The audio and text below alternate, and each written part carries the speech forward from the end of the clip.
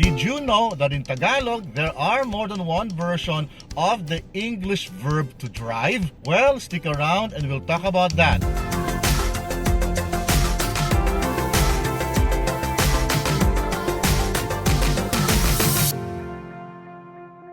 Kumusta po kayo? Welcome back. Let's continue our journey in learning a beautiful language, Tagalog, the language of the Philippines. I'm in my wife's hometown, the city of Lucena, some 140 kilometers southeast of Metro Manila.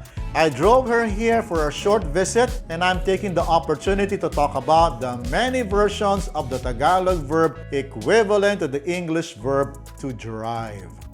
But first things first, some few reminders. Number one, if you are new to this channel, kindly click the subscribe button and the bell notification button so you will be updated of new contents. Number two, if you think that I'm going too fast, just pause the video and rewind it to the point you need to get back to. Cool? Number three, please make sure that you have seen 3 of my very important videos, episode 63, 64, and 65. These are my introductory videos on how Tagalog word works and how verbs are formed. If you have missed those, I strongly recommend that you see them to fully appreciate this video. And number 4, there are 4 things you need to remember about Tagalog verbs. And if you have seen this already, you can now skip to the next timestamp.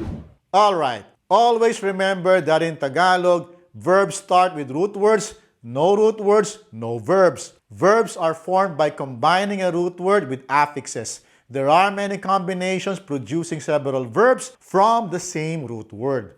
Verbs are conjugated according to aspects and not tenses. Verbs behave according to focus system. For now, I will only tackle verbs under the actor focus and object focus. Actor focus verbs emphasize the actor or the doer of the action, and object focus verbs emphasize the object of the action. Please also remember that subjects for actor focus verbs are generally group 1 personal pronouns and subjects for object focus verbs are generally group 2 personal pronouns. But there are exceptions to this rule. Tara, simulan na natin. The verb to drive in Tagalog comes from the root word maneho, which is borrowed from the Spanish manejar. The way I understand it is that manejar means to manage, like to manage a steering wheel. If you speak Spanish, let me know in the comment section if that is true. There is another Spanish word for to drive, and that is conducir. Interestingly, we have a Tagalog word conductor, who is someone assisting a bus driver like handling tickets to passengers and collecting payments. The root word maneho is the first of 2 imperative forms that are used to command. Maneho, drive. To use this as a command is to be very rude. It is seldom used. To create a verb, we combine the root word maneho with any of the following affixes: mag, ma, in, and e. Now, combining the root word maneho with the different affixes, you now have the most basic form of a verb, the infinitive form. Tagalog has several versions of the infinitive verb to drive. All of these come from the combination of the root word maneho and the different affixes. You will note that the placement of the affixes are represented by the yellow letters. The many versions of the verb to drive in Tagalog are magmaneho, to drive; mamaneho, to be able to drive; manehohin, to drive a specific vehicle; imaneho, to drive someone or to drive for someone. All these verbs communicate the act or concept of driving.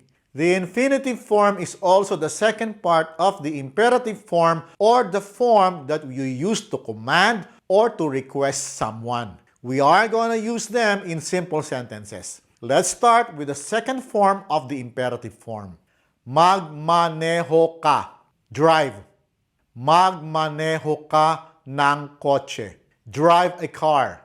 Magmaneho is an actor-focused verb. As such, it focuses on the actor or the doer of the action.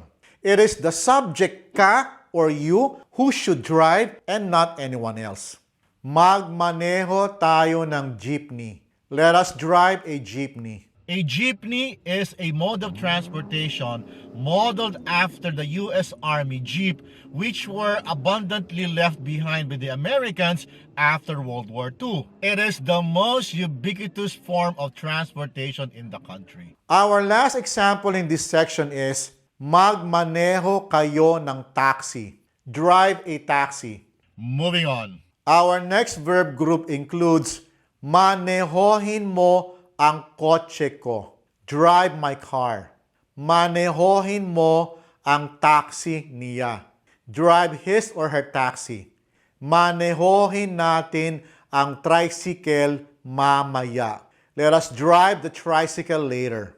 In the Philippines, a tricycle is any motorcycle with a sidecar. It is mainly used as transportation for very short trips. You will find this form of transportation all over the Philippines. And I mean all over. Manehohin natin ang Ford ni Tatay bukas.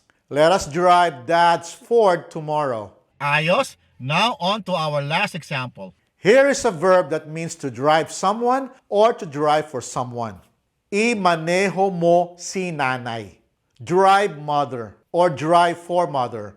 Imaneho mo naman si nanay. Drive for mom or drive for my mom, please.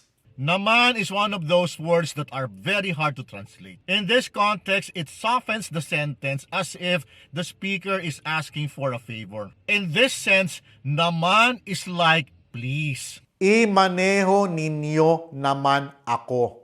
Drive for me, please. Imaneho ninyo naman ang mga bata. Drive for the kids, please. If you want to be more direct and asking for a favor, then you use a different word. And that word is paki. Like for example, Pakimaneho mo ang kotse. Please drive the car. Pakimaneho mo naman ang taxi. Please drive the taxi. Pakimaneho mo naman ako. Please drive for me. Pakimaneho mo naman kami. Please drive for us. Pakimaneho mo naman si Ariana. Please drive for Ariana. ayos ba? I hope the previous examples are clear and gave you a very good sense of the differences between actor-focused verbs and object-focused verbs. Like all Tagalog verbs, there are much to talk about the Tagalog verbs equivalent to the English to drive.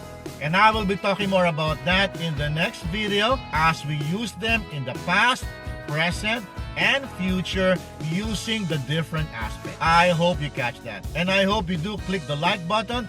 That will help the YouTube algorithm recommend this video to more people. That's it for now. I will see you again soon. Maraming salamat po at hanggang sa susunod.